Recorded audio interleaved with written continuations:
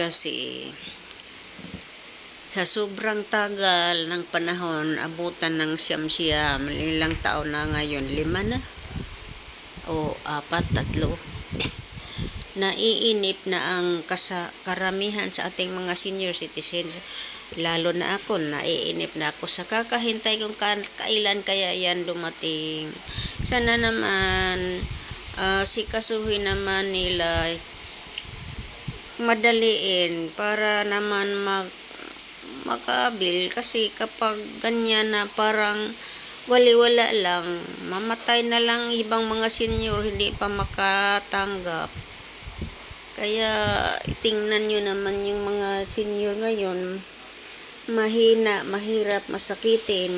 Buti na lang sana makatanggap ng kahit ilang ano pa yan, para makabili ng mga masarap na pagkain, makapasyal-pasyal kahit saan habang buhay pa.